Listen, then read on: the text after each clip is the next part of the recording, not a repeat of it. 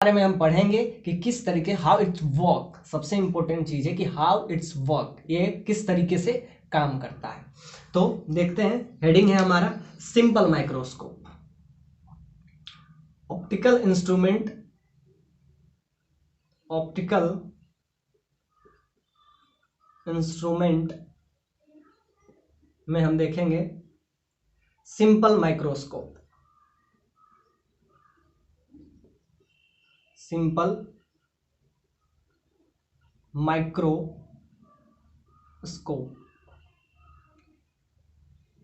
जैसा कि नाम से ही क्लियर है, ये सिंपल माइक्रोस्कोप है।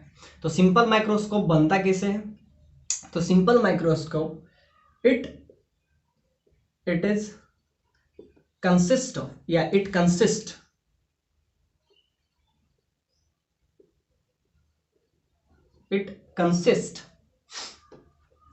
it consists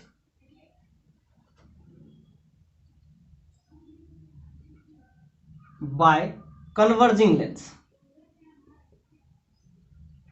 It consists by converging lens having focal length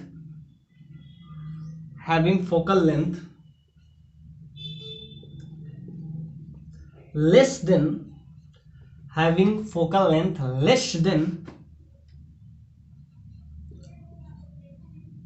at least distance of clear vision. At least distance of clear vision. इसका value आपको पता होना चाहिए, d is equal to 25 centimetre. उसमें हम क्या यूज करते हैं? It consist by converging lens having focal length, जिसका फोकल लेंथ उसके at least distance of clear vision से छोटा होता है, less then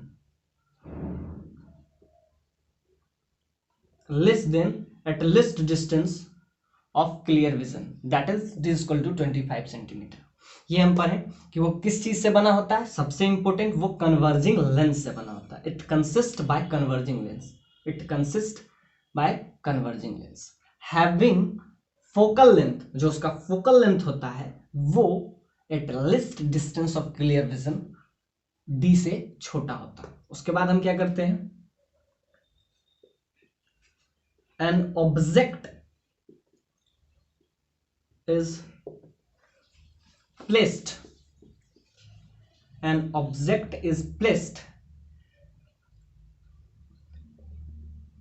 inside the focal length,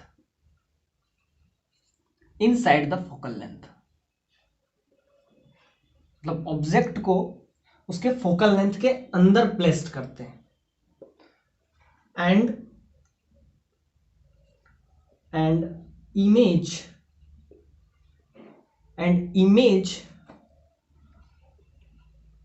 formed at the same site.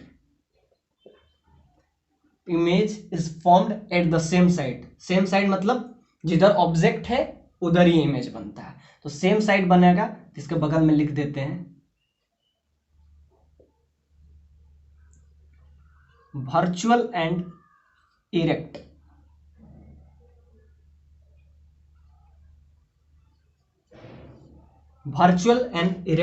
Image formed, मतलब इसमें जो भी इमेज बनता है वो रियल इमेज नहीं बनता, वो वर्चुअल इमेज बनता है।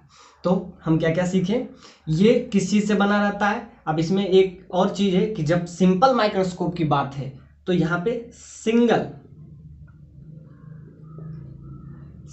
कन्वर्जिंग लेंस का हम यूज करते हैं, यानी it consist by single converging lens having focal length less than D, यानी कि at least distance of clear vision. And object को हम कहाँ रखते हैं? उसके फोकस के अंदर रखते हैं। तो object is placed inside the focal length and image formed at same side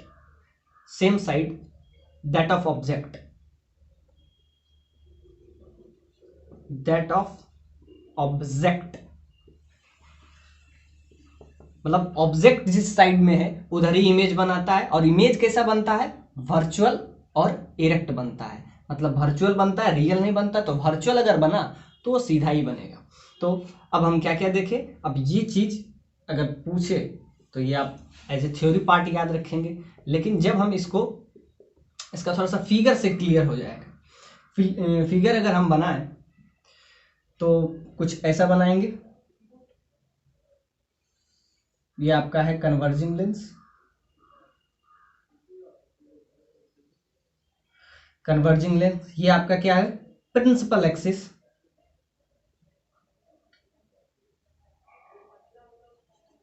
principal axis ये आपका है ऑप्टिकल सेंटर। तो देखिए होता क्या है, जब भी हम इसको बनाते हैं तो इधर हम ऑब्जेक्ट रखते हैं, समझिए कि इसका फोकस है, इधर फोकस ये है। तो होता क्या है कि हम बताए हैं ये सिंगल कन्वर्जिंग लेंस। तो ये आपको दिख रहा है कि ये कन्वर्जिंग लेंस है, ये आपका कन्वर्जिंग लेंस है।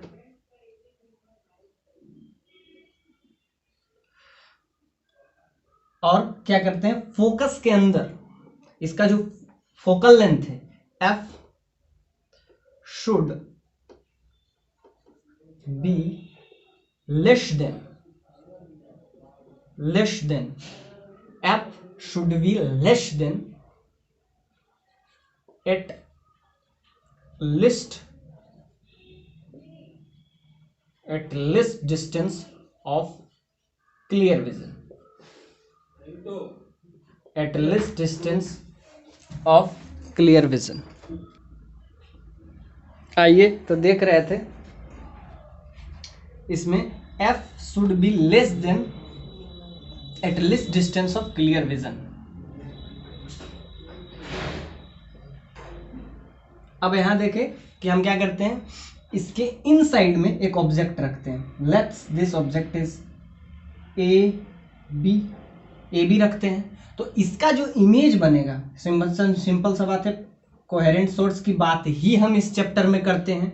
जब भी हम रे ऑप्टिक्स का पहला लेक्चर लिए हैं उसमें हम बात किए हैं कि कोहेरेंट सोर्स मतलब कि वो लाइट जो होता है वो प्रिंसिपल एक्सिस के पैरेलल होता है। प्रिंसिपल एक्सिस के पैरेलल जो लाइट होता है उसको कहते हैं कोहेरेंट सोर्स। उस पर बात किए। अब ये आएगा तो ये कन्वर्ज होगा, ये लाइट कन्वर्ज कहाँ से होगा, फोकस पे। एग्जैक्टली एक लाइट निकलेगा जो ऑप्टिकल सेंटर से होके गुजरेगा। ये आपको है ऑप्टिकल सेंटर।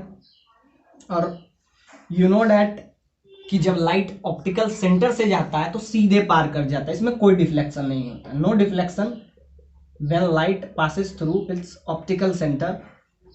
तो जब ये ऑप्टिकल सेंटर, तो यहाँ पे हमको कहीं लगेगा कि लाइट जो है कहीं कट नहीं कर रहा है। तो जब रियल इमेज किसी का नहीं बन पाता है तब हम उसका कोशिश करते हैं इसका वर्चुअल इमेज बनाएं, मतलब फील करें। आंख को ऐसा लगेगा, आंख यहाँ पे हम बना दिए इस टाइप से, और आई को लगेगा कि ये जो लाइट है ये कहीं यहां से आ रहा है, यानी इसको थोड़ा सा पीछे आप एक्सटेंड कीजिए, इसको थोड़ा सा पीछे एक्सटेंड कीजिए,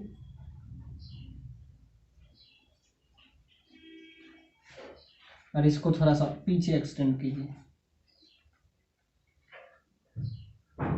तो ये जो है ए डैश बी डैश इमेज बना, और वो भी इमेज बना किधर, same side that of object, जिधर ऑब्जेक्ट रखा गया है उधर ही बना। तो ये जो इमेज है आपको दिख रहा है कि यही लाइट को पीछे एक्सटेंड करने पे कहीं बना है। तो हम क्या सीखें, हम सीखे कि इसमें हम एक सिंगल कन्वर्जिंग लेंस को यूज करते हैं। कन्वर्जिंग लेंस जो लाइट को क्या करे, कन्वर्ज करे। तो सिंपल सा बात है, कन्वर्जिंग लेंस में आपको हम ये दिखाएं, ये जो है कन्वेक्स लेंस है, इस बात को याद रखें। ये कन्वर्जिंग लेंस को ही हम यूज करते हैं, और ये बहुत ही यूजफुल है कि इसका जो फोकल लेंथ है एफ का वैल्यू है वो डी से छोटा होना चाहिए। अब क्यों होना चाहिए ये आपको हम आगे बताएंगे। पहले तो हम इतना सीखें, ये आपको क्या, it's consist by converging lens. अब इसको हम इमेज बनाएं, ये ए डैश बी डैश बना। अब इसका हम एक बड़ा सा इमेज बना के आपको इसको समझाने का कोशिश करते हैं। जिससे आपको ये क्लियर हो जाए।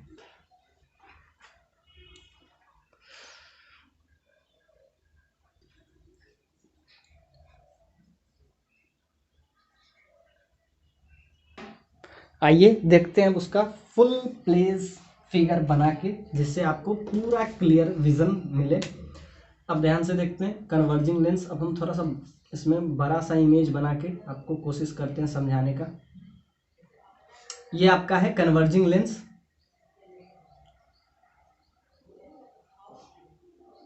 ये आपका है प्रिंसिपल एक्सिस,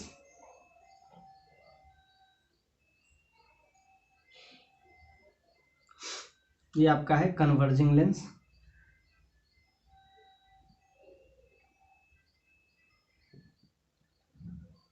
कन्वर्जिंग लेंस,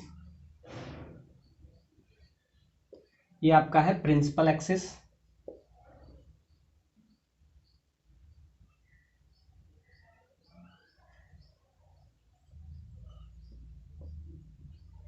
अब हम इसमें यूज करेंगे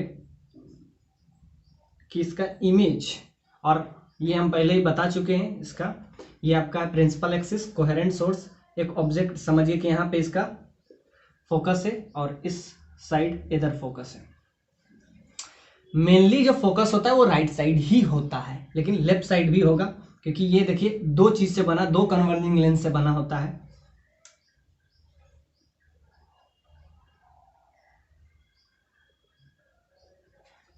तो यहाँ पे आप देखिए, यहाँ पे हम ऑब्जेक्ट रखेंगे विच इज इनसाइड, हम आपको पहले भी बता चुके हैं, which is inside that is A B. A B हम कोई ऑब्जेक्ट रखें और इसका अब हम इमेज बनाएंगे। इस पॉइंट को हम बोलते हैं optical centre, this is optical centre.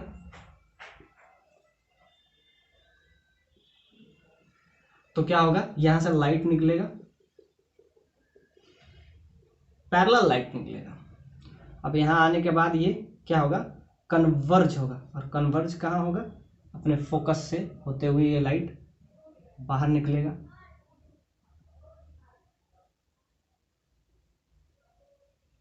इधर निकल गया।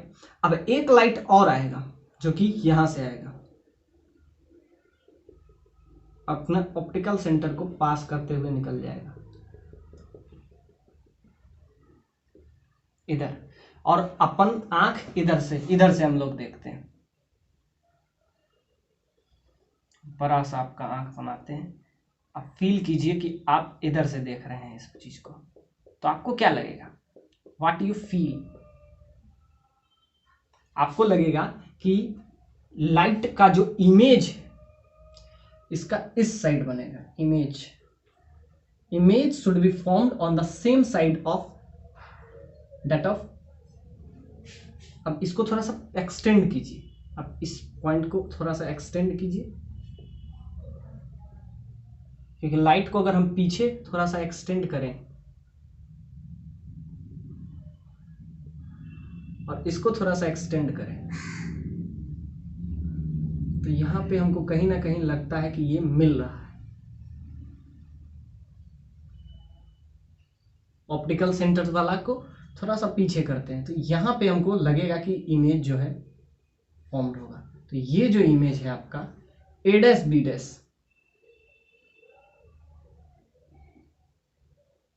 और ये भी इधर ही बन रहा है जिधर ऑब्जेक्ट है। ये आपका ऑब्जेक्ट है,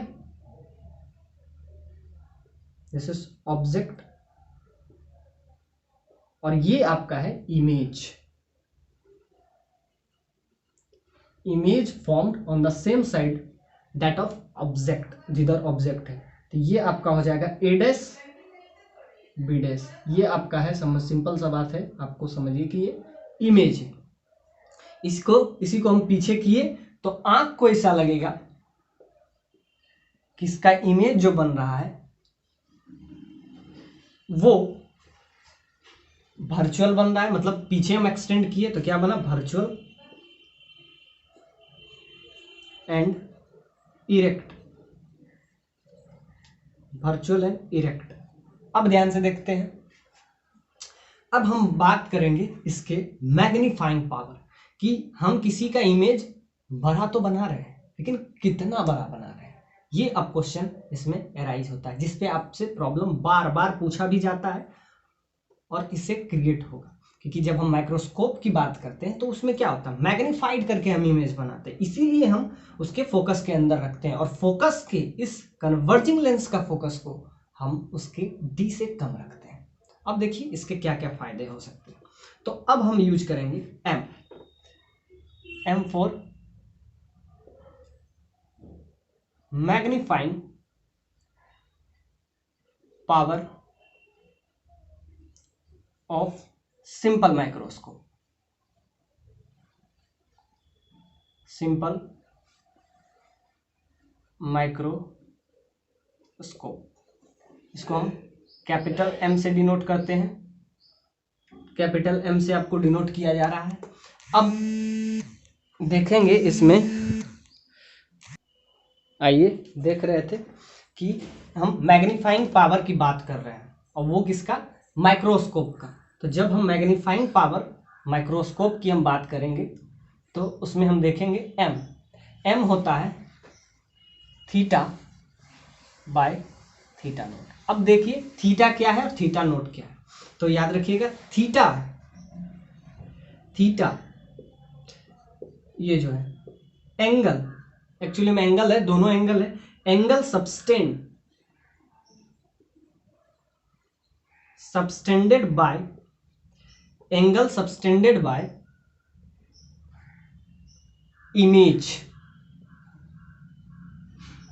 image on I.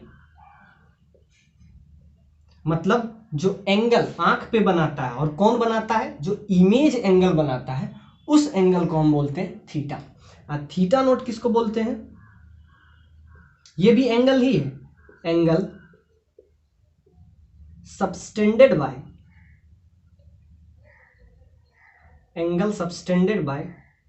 Object, angle subtended by object. अब इसमें एक कंडीशन है, व्हेन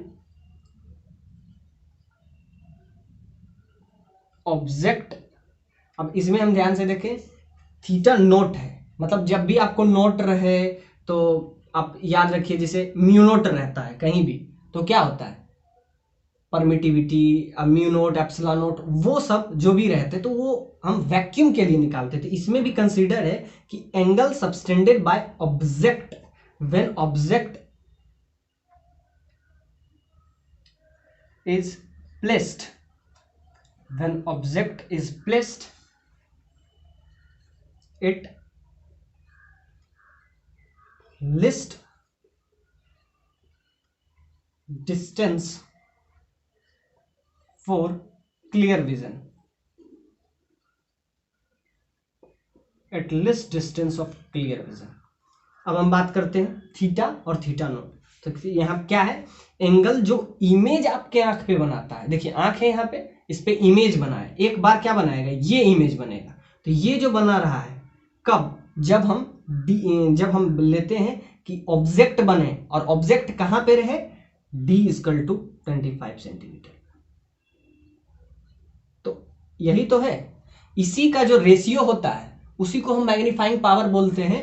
कब, इन सिंपल माइक्रोस्कोप। तो थीटा बाय थीटा नोट जो होता है वही आपका जो हो जाता है मैग्नीफाइंग पावर ऑफ माइक्रोस्कोप होता है। तो थीटा नोट क्या है, आंख पे जो ऑब्जेक्ट इमेज बनाता है, ये है आपका, समझिए कि object angle subtended by object on I when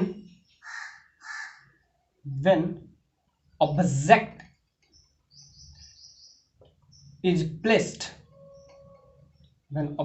is placed, at least distance for clear vision,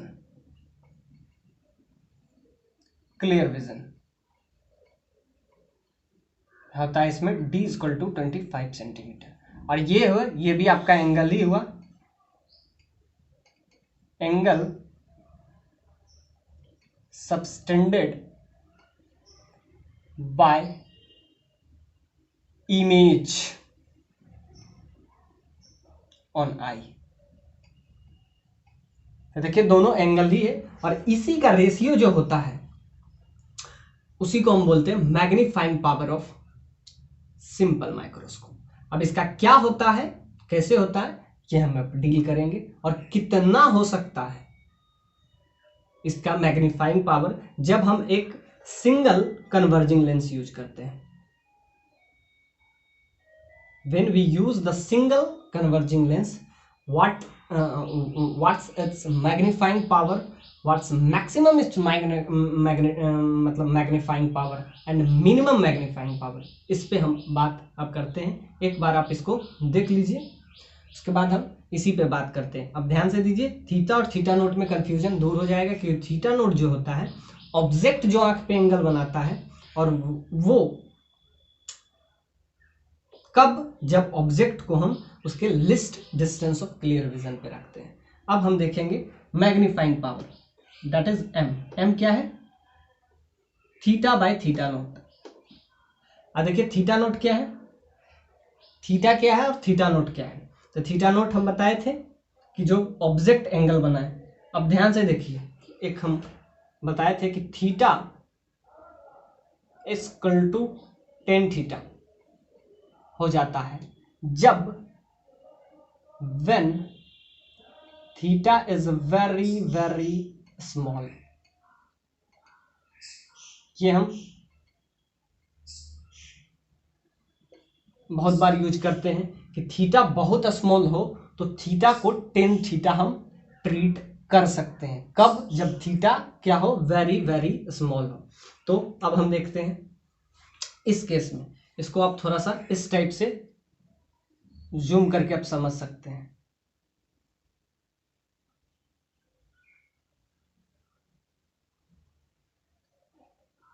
theta angle ये बन रहा है, ये आपका h है, हाइट ऑफ ऑब्जेक्ट। अब एंगल जो बन रहा है थीटा, वो किसके बराबर होगा, टेन थीटा के बराबर होगा। तो जब हम थीटा की बात करते हैं तो क्या हो जाएगा, ये आपका जो हाइट है, ये आपका h हाइट है। अब ध्यान से देखेंगे, हाइट h है, आपको क्या निकालना है, थीटा। और थीटा इसमें टेन थीटा के बराबर होता है। तो टेन थीटा क्या होता है, टेन थीटा इसमें अगर आप निकालिएगा तो ये हो जाएगा h बाय दिस। तो क्या हो जाएगा, एक बार अगर हम थीटा की बात करें, जब इमेज बनाएगा, इमेज एंगल बनाएगा, तो वो टेन थीटा होगा। तो उसका वैल्यू, थीटा का वैल्यू अगर हम यहां से निकालें तो थीटा हो जाएगा h बाय u। और अगर हम थीटा नोट की बात करें, इसमें h बाय u क्या है, ये डिस्टेंस, ऑब्जेक्ट का जो डिस्टेंस होता है उसको हम u रखते हैं। अब ये जो इसमें अगर एक थीटा नोट है जिसमें हम एक कंसीडर करते हैं कि वो d पे ही रखा रहे, तो यहाँ पे आ गया theta is equal to h by naught. जब हम थीटा नोट की बात करते हैं तो उसमें भी टेन थीटा, ये लगभग इक्वल टू टेन थीटा हो जाता है जब थीटा बहुत ही स्मॉल हो। जब थीटा नोट की बात करते हैं तो ये भी हो जाएगा, ऐसे ही फिगर बनेगा। तो इसमें बस ये फर्क रहेगा कि ये u नहीं होके ये d हो जाएगा। एक में u था और एक में यही d हो जाएगा। तो यहाँ पे होगा h अपॉन d। d क्या है, list distance of clear vision, ये हम पहले बता चुके हैं, ये list distance of clear vision है। तो यहाँ पे जब भी हम बात करें तो थीटा बाई थीटा नोट। अब हम आगे मैग्नीफाइंग पावर पे, तो थीटा और थीटा नोट का वैल्यू पुट कर देते हैं, ये quite equal to tan theta हो जाता है। कब, जब थीटा बहुत स्मॉल है। तो अब दोनों को डिवाइड कीजिए तो क्या आएगा, h बाय u क्या है, ऑब्जेक्ट डिस्टेंस, मतलब ऑप्टिकल सेंटर से जो डिस्टेंस है उसको ऑब्जेक्ट डिस्टेंस लेते हैं। h बाय, इसको क्या लेते हैं, टेकन, क्योंकि इसमें हम समझ लेते हैं कि ऑब्जेक्ट का जो डिस्टेंस है वो डी पे रखा गया है, तो एक कंसीडर्ड है। मतलब कि सिंपल सा बात आप ऐसे समझ सकिए कि जो हम इसमें मैग्नीफाइंग पावर की बात करते हैं तो वो उसका रेफरेंस हम लेते हैं, डी इक्वल टू 25 सेंटीमीटर पे हम उसी का रेफरेंस लेते हैं, तो h/d हो जाएगा। इससे h से h आपका कैंसिल होगा और आपका आ जाएगा फॉर्मूला मैग्नीफाइंग पावर का, क्या आ जाएगा, सिंपल सा बात है कि इसमें आ जाएगा d ऊपर चला जाएगा और u नीचे आ जाएगा, तो ये आपका आ गया फॉर्मूला। ये बहुत ही इंपॉर्टेंट फॉर्मूला आपका आ गया। क्या आया, मैग्नीफाइंग पावर जो होता है उसका वैल्यू क्या है, d/u। ये बहुत ही इंपॉर्टेंट फॉर्मूला आपके लिए है कि magnifying power of simple microscope का हो गया d, वेयर d का वैल्यू तो फिक्स है, d का वैल्यू कितना होता है 25 सेंटीमीटर, लेकिन u का वैल्यू अलग अलग जगह रखने पे आपका इसका वैल्यू अलग अलग आएगा। तो ये हम देखें कि फॉर्मूला क्या है मैग्नीफाइंग पावर का सिंपल माइक्रोस्कोप में, d/u, where u is a object distance. तो अब हम देखते हैं कि इसका जो फॉर्मूला है में हम किस तरीके से मैक्सिमम और मिनिमम को हम इंसर्ट कर सकते हैं। तो आपका ये फॉर्मूला आ गया, m is equal to d/u। u क्या है यहाँ पे लिख देते हैं, object distance.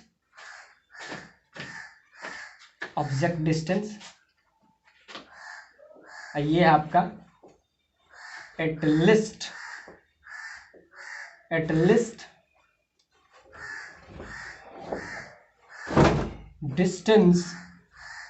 Distance of clear vision.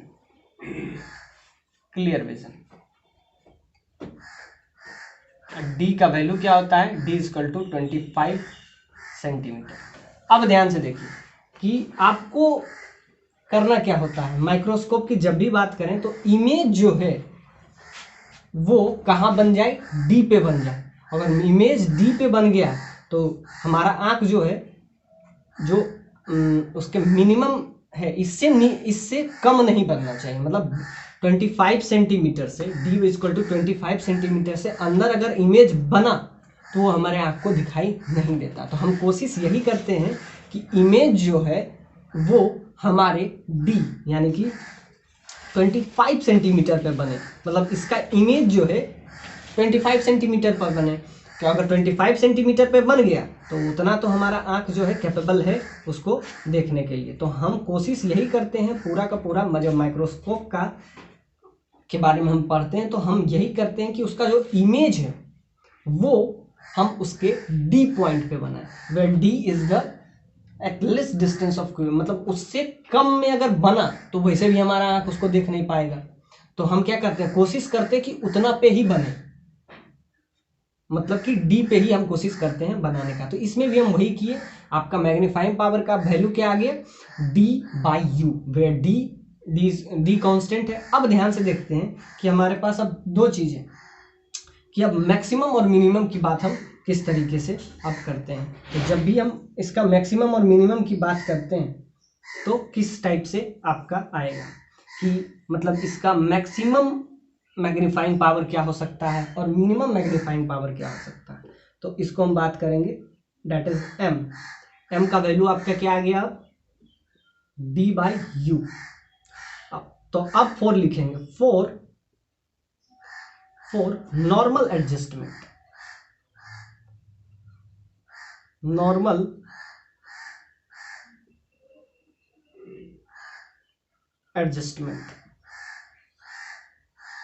जब हम नॉर्मल एडजस्टमेंट की बात करते हैं तो इसमें कंसीडर होता है कि इसका जो image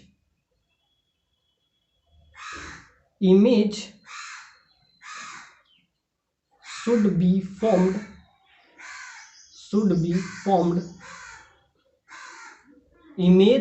formed at very far distance। very far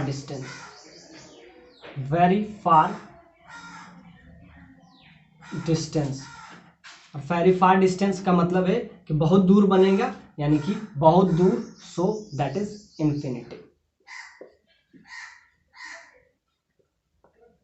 infinity मतलब कि इसका इमेज जो है कहाँ बनेगा, v is equal to infinity हो जाएगा। जब हमको क्या बनाना है कि उसका जो इसका मिनिमम मैग्नीफाइंग पावर, मतलब कि इसका इमेज है लगेगा कि बहुत ही, मतलब कहीं एक दूसरे को कट ही ना करे, तो क्या लगेगा कि ये जो इमेज जो बन रहा है बहुत दूर बन रहा है, और बहुत दूर बनेगा तो इसका क्या हो जाएगा, मिनिमम आपको मैग्नीफाइंग पावर का वैल्यू आ जाएगा।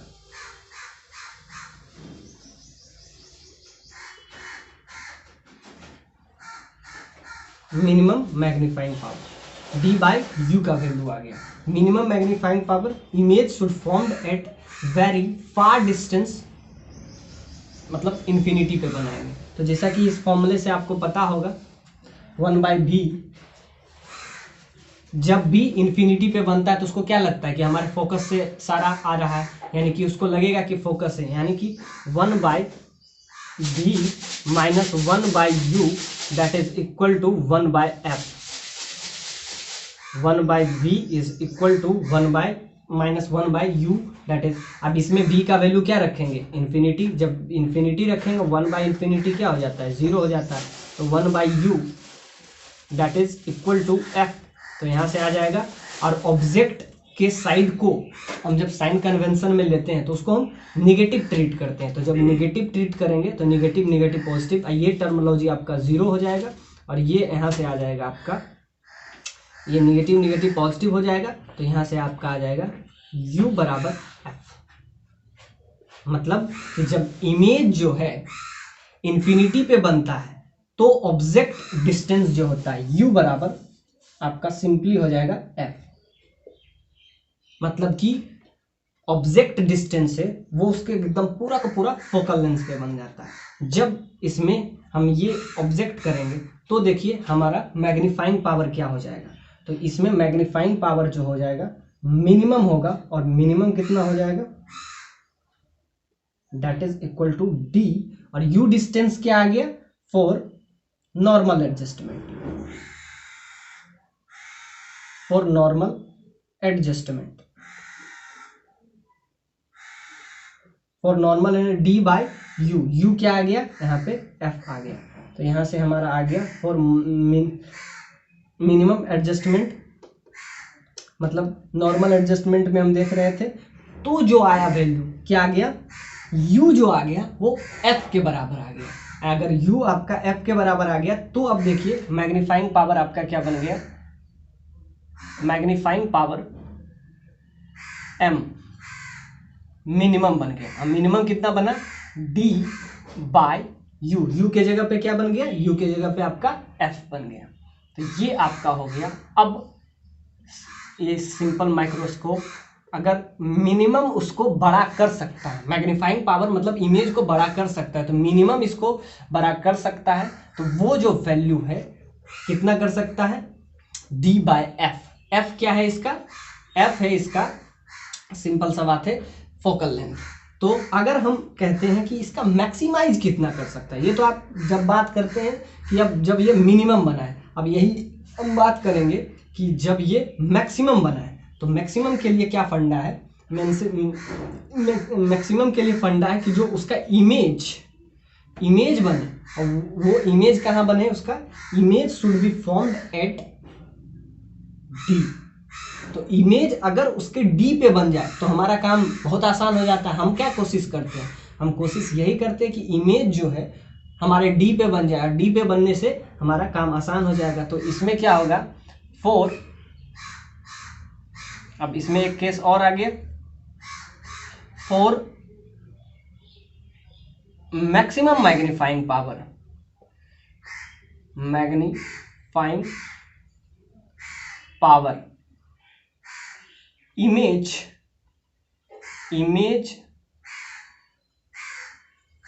Should be formed, image should be formed at, कहाँ बनाना है, image should be formed at, यानी इस केस में क्या हो जाएगा, v is equal to d। कब, हमको जब मैक्सिमम मैग्नीफाइंग पावर चाहिए तो उसका इमेज जो है हमको कहाँ बनाना है, डी पे बना दे तो काम हो जाएगा हमारा। क्या आंख जो है डी से अगर कम बनाएंगे तो उसको ऑब्जर्व ही नहीं करेगा। तो हम क्या कोशिश करते हैं, कोशिश माइक्रोस्कोप में पूरा का पूरा यही करते हैं कि हमारा जो इमेज बने, छोटा चीज का इमेज हम बनाए और वर्चुअल ही बनाए, क्योंकि रियल तो बनेगा नहीं उतना बड़ा। तो जब हम वर्चुअल बनाए तो उसका इमेज है हमारे आंख पे डी डिस्टेंस पे बने, where D is the at least distance, where D is the at least distance for clear vision, at least distance for clear vision. तो हमारा काम हो जाएगा। फिर हम ये फॉर्मूला यूज करेंगे किसके लिए, फॉर मैक्सिमम मैग्नीफाइंग पावर। ये हम अभी तक यूज कर रहे थे फॉर मिनिमम मैग्नीफाइंग पावर, अब हम इसको यूज करेंगे फॉर मैक्सिमम मैग्नीफाइंग पावर। अब उसका क्या वैल्यू आता है, मिनिमम के लिए तो हम बात किए, क्या आ गया, डी बाई एफ आ गया फॉर मिनिमम। लेकिन हमको तो मैक्सिमम चाहिए कि हमको और बढ़िया से बढ़िया हमको माइक्रोस्कोप मिले। तो जब हमको मैक्सिमम चाहिए तो हम कोशिश यही करेंगे कि बस किसी तरह हम उसका इमेज अपने डी पे बना दें, और अगर हमारा डी पे बन जाए उसके बाद तो हमारा आंख बहुत ही आसानी से उसको देख सकता है। तो कोशिश हम अब यही करेंगे। तो इसको हम एक बार मिटा देते हैं।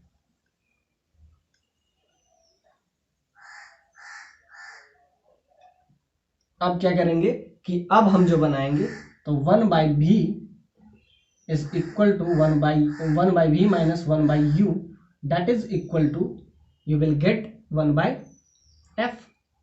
और हम कोशिश करेंगे फॉर मैक्सिमम मैग्नीफाइंग पावर, याद रखना, फॉर मैक्सिमम मैग्नीफाइंग पावर। तो यानी कि ऐसे लिख सकते हैं, m मैग्नीफाइंग पावर है, इसी को लिख लेते हैं मैक्स।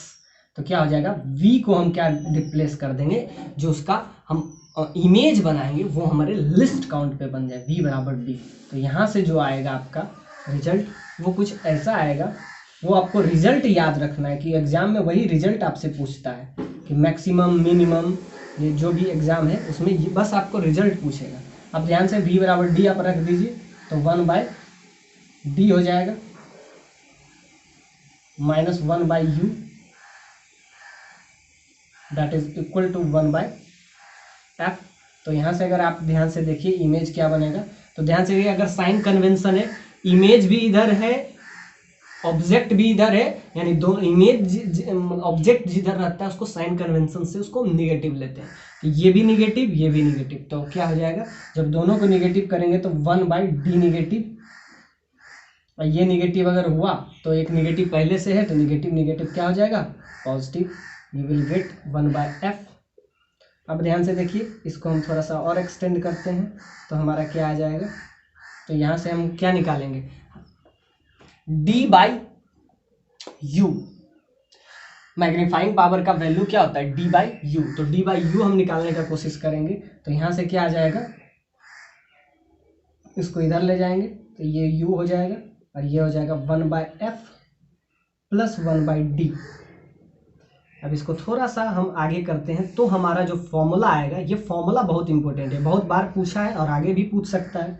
तो यहाँ से आपका आ जाएगा 1/u that is equal to f/d, f plus d। हमको क्या चाहिए, मैग्नीफाइंग पावर का वैल्यू क्या होता है, d/u। तो d/u अगर हमको चाहिए तो d यहाँ से रिप्लेस कर देंगे, तो d/u आपका आ जाएगा f प्लस d/f। ये आपका आ गया फॉर्मूला। ये फॉर्मूला बहुत ही इंपॉर्टेंट है, इसको थोड़ा सा और भी अगर किए तो ये आपका हो जाएगा मैग्नीफाइंग पावर, और यहाँ पे हम मैक्स लिख देते हैं, यानी ये मैक्सिमम है। अब इसको थोड़ा सा डील करते हैं तो वो आता है 1 प्लस d/f।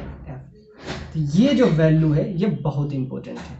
ये आपको सिंपल माइक्रोस्कोप रहे चाहे कंपाउंड माइक्रोस्कोप रहे, ये वैल्यू आपका लिए बहुत इंपॉर्टेंट है। मतलब इतना मेहनत करने के बाद आपका क्या आ गया, एम मैक्स का वैल्यू आया 1 plus d/f, where d is the least distance for clear vision, f क्या है, इसका फोकल लेंथ। तो ये आपका फॉर्मूला आप क्या बन गया, इतना मेहनत करने पे क्या आया आपका एम मैक्स का फॉर्मूला जो आ गया वो बहुत ही इंपॉर्टेंट है, वो आ गया आपका 1 प्लस डी बाई एफ। पहले क्या आया था, सिंपली डी बाई एफ आया था, तो मिनिमम डी बाई एफ होगा और मैक्सिमम क्या होगा, मैक्सिमम एम मैक्स आपका हो जाएगा, M max that is equal to 1 plus D by F. तो पहले भी आया था डी, सिर्फ डी बाई एफ आया था, अब जो आया 1 प्लस डी बाई एफ। सो इसके फॉर्मूले बहुत इंपॉर्टेंट है, मतलब इतना करने के बाद हमारा दो फॉर्मूला बना, एक minimum M minimum D by F और ये M maximum 1 plus D by F. So it all about the simple microscope. आगे हम देखेंगे कंपाउंड माइक्रोस्कोप। तो ये जो फॉर्मूला है बस यही फॉर्मूला रहता है, बस थोड़ा सा उसमें चेंजिंग हम करते हैं। इसमें हम एक सिंगल कन्वर्जिंग लेंस यूज करते हैं, उसमें हम मल्टीपल कन्वर्जिंग लेंस, मतलब 2 कन्वर्जिंग लेंस हम यूज करेंगे। So it's all about the simple microscope. Video अच्छा लगे like share and subscribe. Thank you.